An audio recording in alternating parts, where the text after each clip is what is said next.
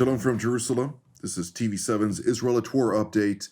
And as we're set to deliberate the latest developments throughout the region, it's always important to remember that 466 days ago, on October 7th of 2023, the Islamist Hamas launched a surprise onslaught from the Gaza Strip into Israel, murdering 1,200 civilians, wounding over 4,800 others, and kidnapping approximately 250 people, including elderly men, women, children, and infants. 98 of them remain in Hamas captivity to date, and now we are in advanced stages of a possible breakthrough for a hostage release deal, and for that, TV7's editor-at-large, Mr. Amir Oren, I'd like to immediately ask you, where are we in the process of negotiations? Hamas has yet to deliver its response, but nonetheless, is there truly the progress that everybody are reporting on?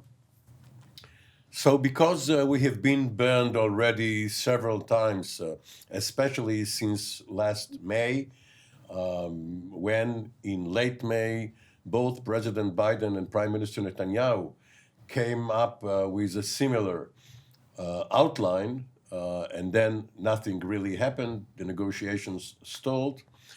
There is now hope and also anguish.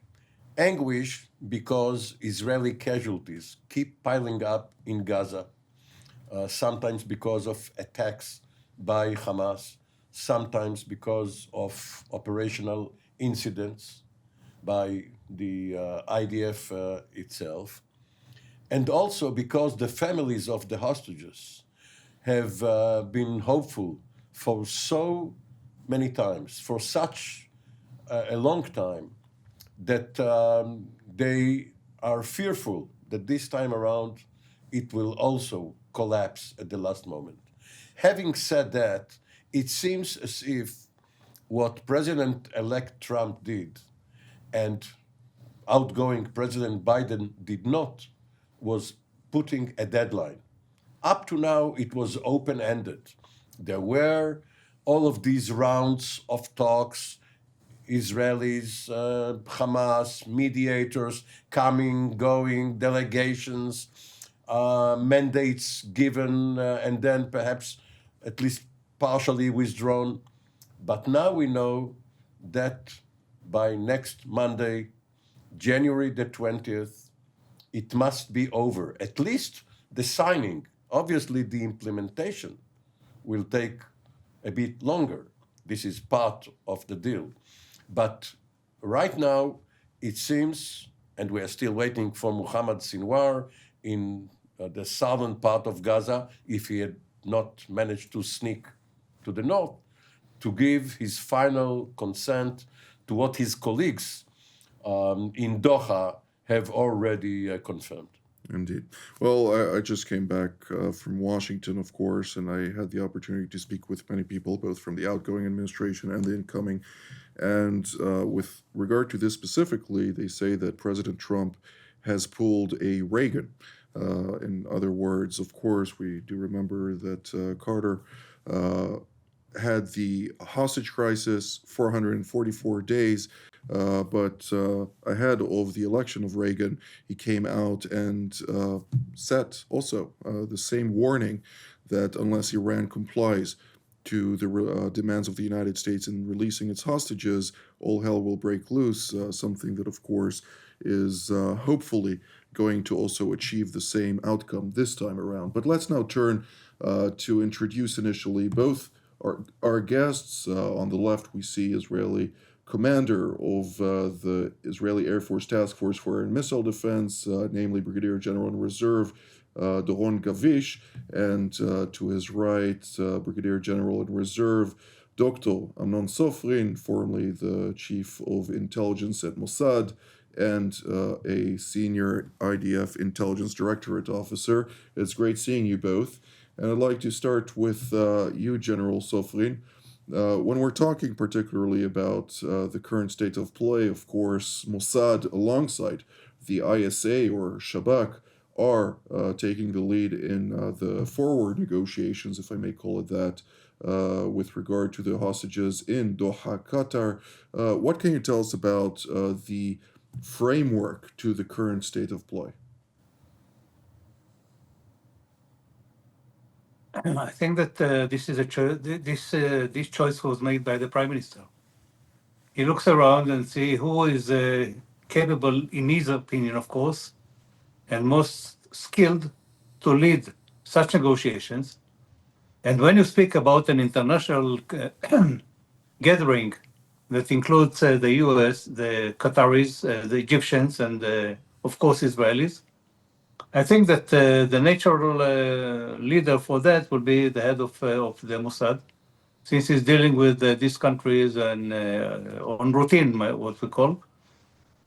And the ISA is specializing in, of course, in negotiating with the side of Hamas and knowing exactly the culture and, of course, the ideas of Hamas and how to squeeze and how to push to bring it to the negotiating table, even though not directly, but nevertheless to bring their opinions and to make them get closer to the deal. And of course, we have General Nitan Alon, who is responsible for all the missing or all the abducted soldiers from the IDF, female and male as well. And all three of them, each one of them is specializing in one thing, in one area. And together they combine all the knowledge that is needed for negotiating on this deal to bring back all the people that are being held in Gaza for 66 days. Indeed. General Gavish, just ahead of a possible breakthrough, of course, on reaching such an outline to a deal, we do see that the Iranian proxy in Yemen, namely the Houthi tribe and its affiliated tribes, are ratcheting up their direct attacks against the state of Israel with a declaration, or repeated declaration for the last almost 15 months now, that they will not cease unless the war in Gaza comes to a halt. We're talking here about an outline for a temporary cessation of hostilities, a first stage of 42 days. Do you see them abiding in the current context of alleviating the ongoing hostilities, or are they just going to continue unless their own prerequisites for ending hostilities comes to fruition? Well, Jonathan, first of all, it's great to have you back. Second of all, with regards to the Houthis in Yemen, it looks like they are also under the understanding that something is going on, and it might be that the deal would be break with Hamas in Lebanon, in the Gaza Strip, and as you said, they at least declared that once that there would be something like this, they would cease their fire. So what they are doing now is the known phenomena that we've seen it also in other areas, that just before the ceasefire, they are trying to shoot to even intense the amount of missiles and UAVs that are being shot toward Israel. And this is what we've seen in the last few days. There were UAVs that were shot toward Israel. There were missiles that were shot from Yemen, from the Houthis toward Israel. We have to say that all of them were intercepted. The UAVs that were shot toward Israel in the last week were intercepted by the Israeli Air Force, but also by coalition forces, even before they got to Israel. And the ballistic missiles that were shot were also intercepted by the combined robust defense that we have here, our forces and the U.S. forces, naval one, the one on ground, and of course our capabilities, the multi-tier defense system. So they are trying, and we are, of course, waiting for it. It's not a surprise that something like this will happen.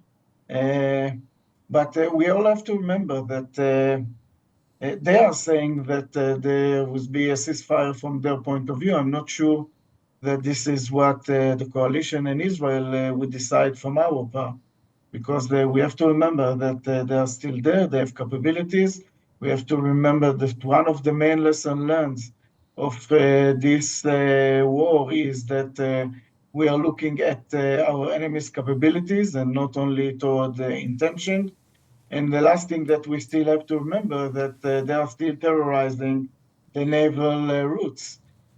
So it is not an ending situation with the Houthis, but we'll see. They would say, going back to the Israeli interest, we are here, we are ready for it, and probably we would see some more before the agreement with the Hamas terrorist organization.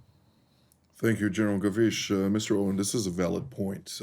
It's not in Israel's interest to end hostilities right now. With the Houthis, they have struck Israel. Both Israeli Defense Minister Israel Katz as well as Prime Minister Benjamin Netanyahu, including their predecessors, and there is wide consensus in the Israeli defense establishment, political establishments. Whoever strikes the state of Israel, whoever harms the state of Israel, will be harmed.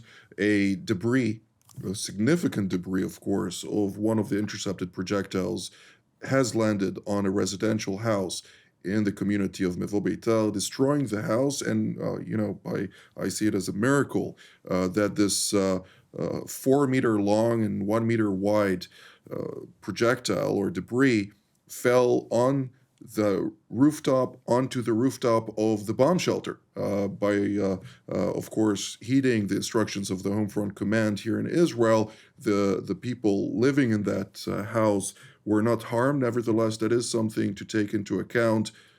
Do we expect to see a retaliatory strike anytime soon? Well, you call it a miracle, but it may also seem like these are the elements. We have fire in California, hurricanes in Florida, and projectiles landing in Israel.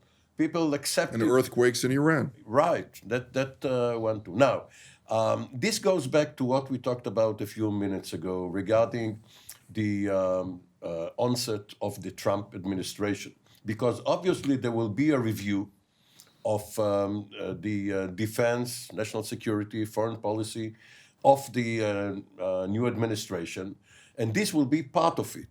We have seen that CENTCOM, the U.S. Central Command, under General Kurilla, has been very proactive. Over the last few days, they attacked the Houthis.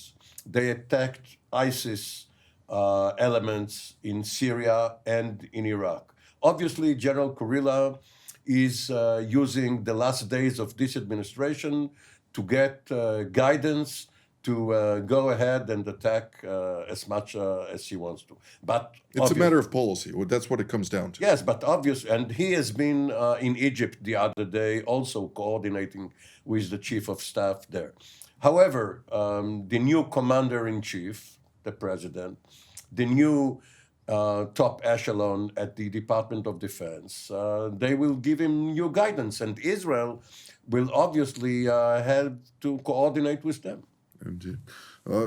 General Sofrin, is something to be done in the several days that are left ahead of the entry of the President-elect Donald Trump into the White House? And if so, what should be done in order to at least deter the Houthis from continuing this belligerence? I don't believe that we have to do, or we can do something else that, except from what we did right now. Just bear in mind that on last Friday, we attacked together with the U.S. forces, air forces, of course, targets in Yemen and of the Houthis. And they still go on for shooting and go launching rockets, launching missiles, sorry, and launching UAVs into Israel. So they're not deterred. Now, in order to put an end to that, you have to be probably with boots on the ground. Air attacks are not sufficient because of the distance, because of the capability to carry out very much and heavy weight of bombs, and it is limited, and you can't send the whole Air Force into that, and maybe we don't have enough information or enough intelligence picture clear enough to know exactly where all the depots are and all the ammunition and so on, and to be able to destroy everything. So in the end, you have to be to understand that first of all, they are not going anywhere. Second, I'm not sure that the fact that there is going to be a ceasefire in Gaza will stop their launching rocket missiles and UAVs into Israel, because they'll find another reason. And this is ideology and not something that is related to being fake or something.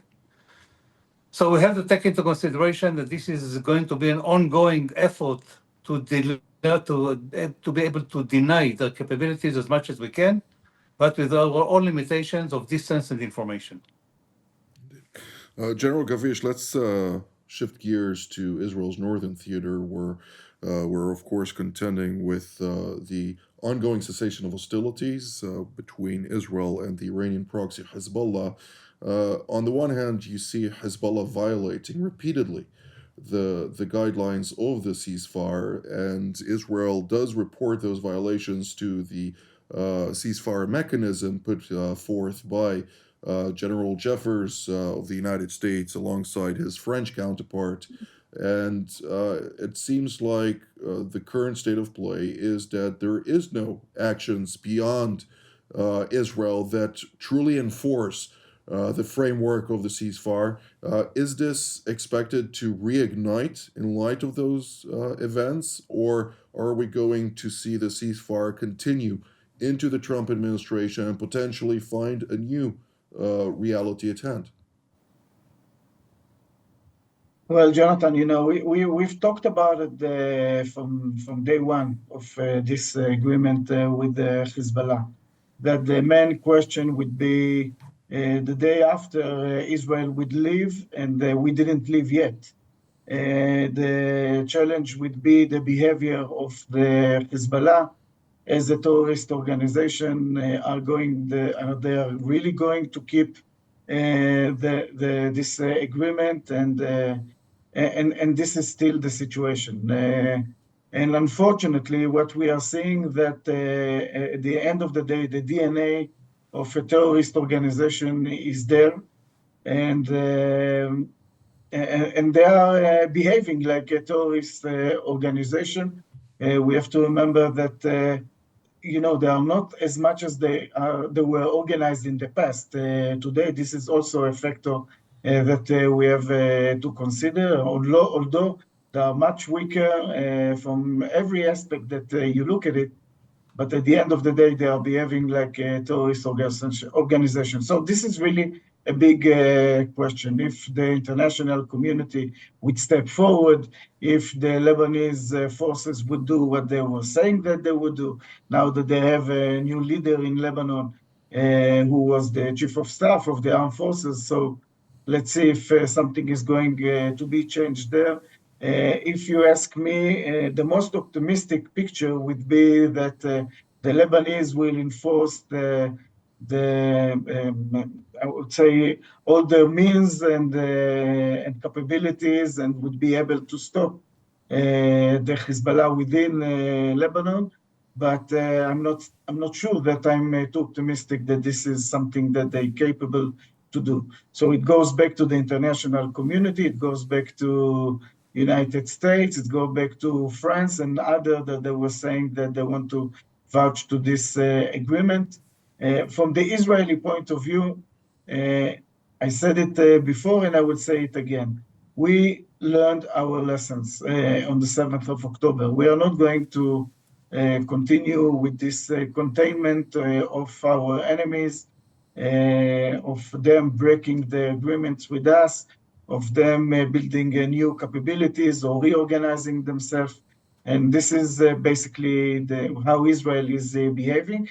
And I think that we do have the backup of the United States, because they also understand, like us, that we cannot allow those terrorists to raise their heads. Mr. Oren, a new development in Lebanon.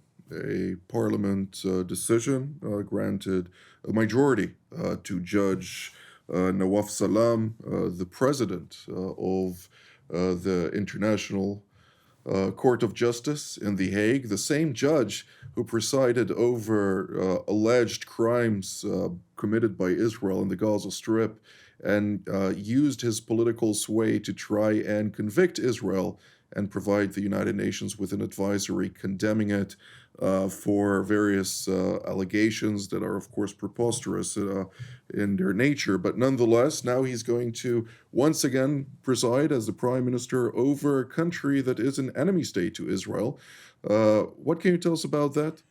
Well, he was only one of a dozen judges, and he didn't have such a stature either as a judicial expert or as a statesman to sway the votes of others. The judgment was predetermined, regardless of the nationality of the president of the court.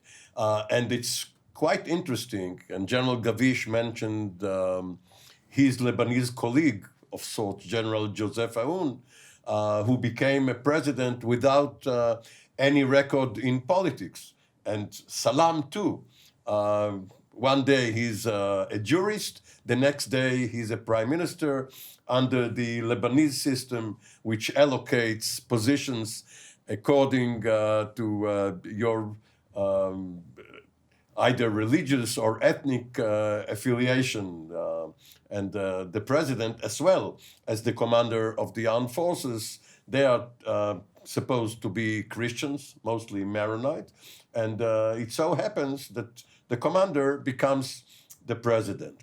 Now, this is a positive development. Both of these positions being filled, not a caretaker prime minister such as Najib Mikati up to now, and not a vacant presidency, because there are three clocks which have not been synchronized up to now. There is the Beirut standard time, and this is now fine. The South Lebanon clock, which is still ticking, and we may see an extension. It doesn't have to end in a few days' time, can be extended by a month or two. And there is GMT, not Greenwich, Gaza mean time. Now, if there is a ceasefire in Gaza, it doesn't make sense that the ceasefire in Lebanon will be violated. During this time, the IDF methodically keeps destroying the infrastructure. Some 50 Hezbollah operatives have been killed by the IDF during the ceasefire. So people are not idle. There is still fighting, there is still work being done.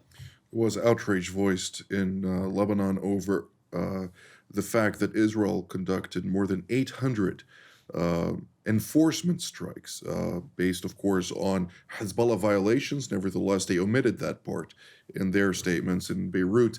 But nonetheless, General Sofrian, I'd like to hear your take on this, since obviously, even though Nawaf Salam, who is a Sunni Muslim, and Joseph Aoun, who is a Maronite Christian, are hated by the Islamic Republic of Iran, to say the least. They're not friends of Israel, but nonetheless, they're also not considered friends of the Ayatollah regime, and therefore Hezbollah is blindsided in both those appointments. What are we to expect from this development? Are Hezbollah weak enough in order to continue to sustain those political maneuvers conducted, of course, by our friends in the Gulf Cooperation Council, at least a couple of them, who are very eager in seeing a new reality in Lebanon?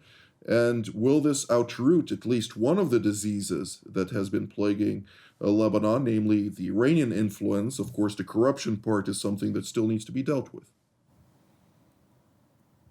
I think that if we look at Lebanon, we see three major developments. The first one is Hezbollah is weakened. Hezbollah lost many of his capabilities. He still preserves some of them. Let's say some people tend to say 20%, 35%, doesn't really matter. They still have their own capabilities, but they're isolated. They cannot get new and fresh weapon systems coming out from Iran, since Iran is far away. Syria is not a territory that you can cross like you did before, I mean the Iranians, to deliver weapon systems to Hezbollah. Nevertheless, from the air, it can't be done because our Air Force controls the air above Lebanon and denies aircraft coming out or airplanes coming out from Iran to bring weapon systems to turn back and get back home. So they don't get enough weapon systems. The fact that Joseph Aoun was elected to be the president of Lebanon is a failure for Hezbollah, because they, let's say that still, as long as Nasrallah lived, he objected Joseph Aoun to be the president of Lebanon. He wasn't somebody else. He supported Suleiman Faranjie, and Suleiman Faranjie during the campaign dropped out and actually cleared the way from Joseph Aoun to be elected to the president. And this is a failure of Hezbollah. The second issue is that on the day he was elected, he said that only when weapon systems will be in Lebanon, that means of the Lebanese army. That's a declaration that I'm not sure that can be implemented, because they can't have enough power to disarm Hezbollah. And Hezbollah keeps on its own capabilities. It's still now busy with trying to build up its capabilities or rebuild its capabilities, and to establish his own fighting abilities. And that's a second one is that the Iranians are out of Lebanon right now. And in this vacuum, there is a new player, Saudi Arabia. Saudi Arabia came in. Saudi Arabia was supporting Joseph Aoun. They made a lot of efforts to make sure that he is going to be elected to be the president of Lebanon. They influenced a character that is going to be named or appointed to be the prime minister of Lebanon. And they are now in full capacity getting inside Lebanon. And Joseph Aoun will be traveling very soon to Riyadh to meet Mohammed bin Salman, who invited him personally. So they drop inside Lebanon to assist, to make sure that these capabilities of Hezbollah are kept on reduced, and that the Iranians don't come back. So this is a major change inside Lebanon, Indeed. and this is an opportunity to weaken Hezbollah even more and to push them to the corner where they will stay, and but very weakened. The strengthening of Saudi Arabia is, of course, also this, to a certain degree at least, frustrating the Turks, who are also very keen on the Lebanese theater. But nonetheless, for that, we will have to discuss more in tomorrow's update. I'd like to immediately thank General Sofrin, General Gavish, and Mr. Oren for all of your insights. I'd like to thank all of you at home as well. Until our next edition, from here in Jerusalem, Shalom.